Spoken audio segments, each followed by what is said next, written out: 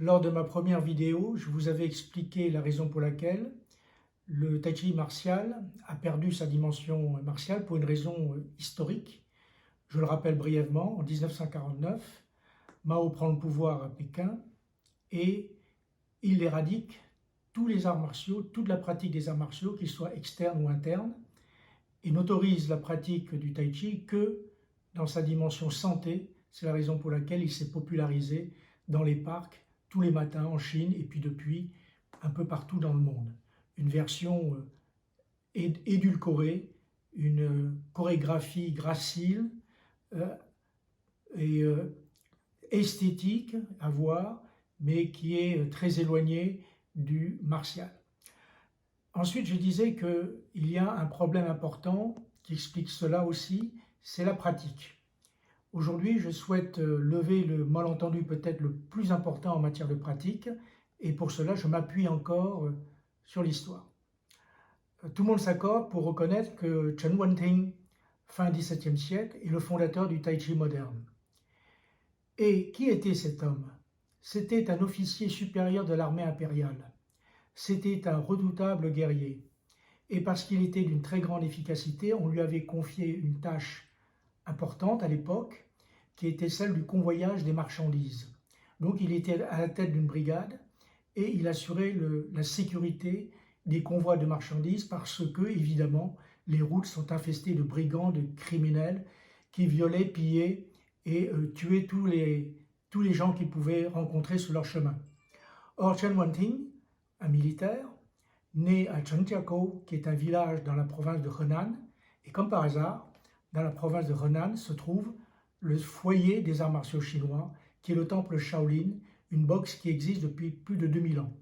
À l'évidence, Chen Wenting était un pratiquant très redouté en matière de boxe martiale. Il a probablement été un élève de la boxe Shaolin, et puis ensuite, il s'est mis à pratiquer, à inventer cette boxe souple qui est devenue le tai chi. Pourquoi? Parce qu'il s'est rendu compte que la façon de pratiquer le tai chi, c'est-à-dire une façon plus douce dans l'entraînement, permettait de perdurer, de s'entraîner plus longtemps, plus loin dans la vie et d'acquérir en même temps une santé. Il s'était inspiré des principes du fondateur des arts internes qui s'appelle Jiang Shanfang,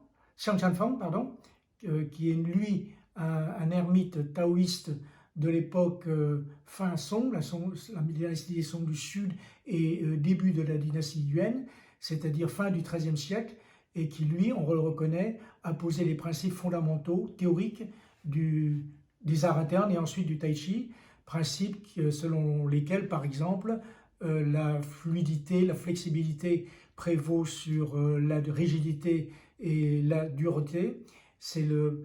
Et puis évidemment le travail essentiel qui est celui du souffle, puisque le souffle permet d'obtenir une très bonne santé et ainsi de pouvoir durer plus longtemps dans l'entraînement. Donc Chen Wenting était un guerrier.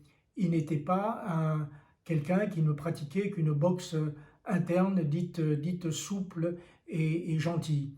Ce qui m'amène à dire que, et là je serai peut-être un petit peu radical, ce qui m'amène à dire que on ne peut pas être un combattant en pratiquant seulement le tai chi.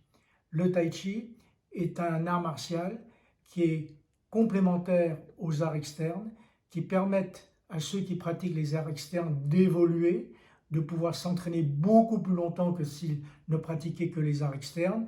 Je vois mal comment, par exemple, on pourrait continuer à faire de la boxe thaïlandaise à 70 ans. Même chose, comment pourrait-on continuer à faire du Kyokushin à 70 ans et à combattre comme quand on avait 30 ans. Donc, le tai chi, en complément avec toute forme de boxe externe, permet de durer, permet de continuer à s'entraîner, d'avoir le plaisir de s'entraîner et de pouvoir vivre vieux en bonne santé. C'est ça le tai chi martial. Ce n'est pas cette boxe gracile que l'on voit tous les matins dans les parcs et qui, d'un point de vue martial, n'a évidemment aucun sens. La prochaine vidéo portera sur des raisons pratiques beaucoup plus concrètes et par lesquelles je vous expliquerai pourquoi le Tai Chi a perdu sa dimension martiale. À bientôt les amis, au revoir.